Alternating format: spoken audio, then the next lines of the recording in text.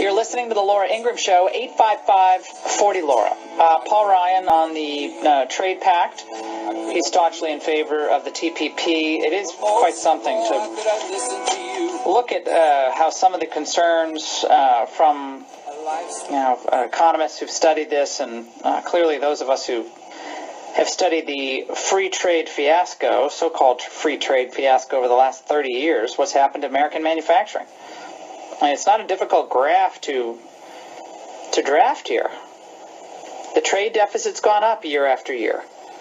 The GDP, even the Tufts University forecast said that the TPP, the Trans-Pacific Partnership, would result in a hit of 0.54% to the U.S. GDP over 10 years, because we have such a great GDP that we can really stand to lose another half a point, and resulting in net job losses, skewed benefits that exacerbate income inequality, and we know where all this leads. The U.S. Chamber of Commerce, U.S. Farm Bureau, and other industries with really good lobbyists have been pushing this TPP that nobody's read. Joining us now, Curtis Ellis, who's been writing a lot as the Executive Director of American Jobs Alliance. He's been writing a lot about this bipartisan collusion on a number of issues, including trade, globalist solutions that have hurt the people. He joins us now. Curtis, great to talk to you, my friend. How are you? Just great to be here, Laura. Thank you so much. Absolutely. So, I see this study came out by the Peterson Institute, the Journal writes about today. And even the Peterson Institute, which is pro-TPP, even they say that this is going to result in job dislocation, but, would only have 53,700 additional jobs disappearing under the TPP, but those jobs would be reappearing elsewhere in the economy each year through 2030. I mean, this is just, even the people who are trying to push the TPP or like it in general, are not exactly giving the most glowing forecast about what it's going to do, yet we have Obama and Republicans working hand in glove to get this thing passed. Yeah, that's right. You're killing it, Laura. You're killing it. The Peterson Institute is a pro-free trade outfit. They support the TPP, and even they say it's going to cause Americans to lose their jobs. 50,000 people, and their numbers, they're just really pulling them out of their hat, or some other part of their anatomy. Yeah. These people these are real people that are going to lose their jobs, and they say, well, there's adjustment costs. They can be retrained for other jobs.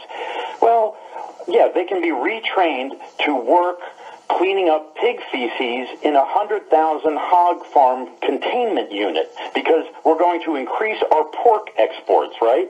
Those jobs go to Mexicans. Those jobs go to immigrants. That's what really is going on. So when they say, well, it's going to increase income in the U.S., but there will be some jobs lost in manufacturing.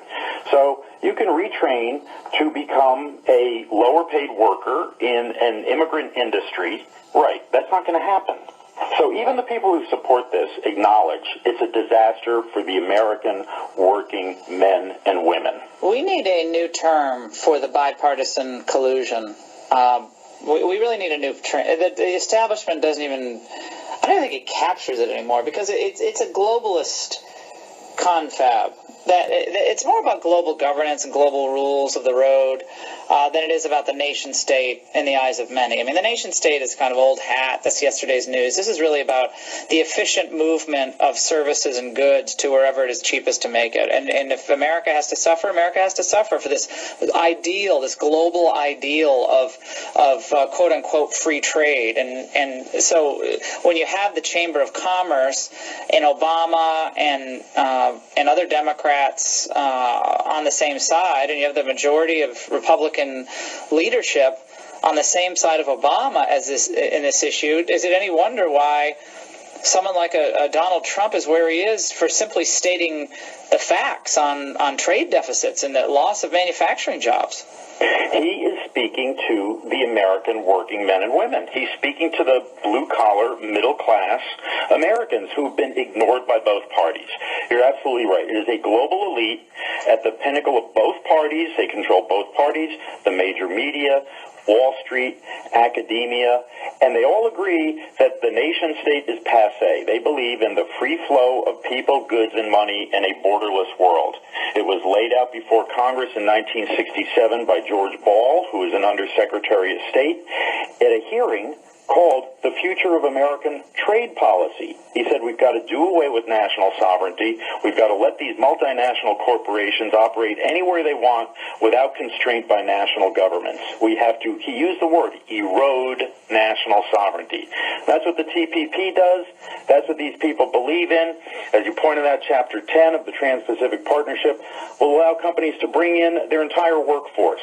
No numerical limits allowed. Congress will have no say in the matter on immigration, or as they say, these are non-immigrant visas, so we're not really changing immigration law. Right. That's what the meaning of is. It's that kind of verbal wordplay.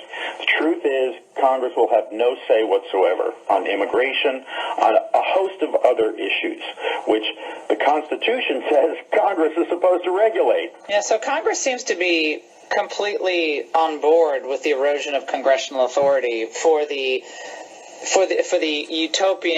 global utopian notion of advancement of all people. So if Congress is less authoritative, less of a check on the executive branch, then so be it. I mean, this is where it's all going, my friends. This is really not about Republican, Democrat anymore. This is about whether we're going to have a country or not.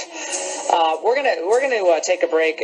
Great segment, short segment. We're going to have Curtis back in the coming days. Way too short because we have to get into this Planned Parenthood deal. Indicting the journalists who exposed Planned Parenthood in Texas. What's behind this? Don't go away.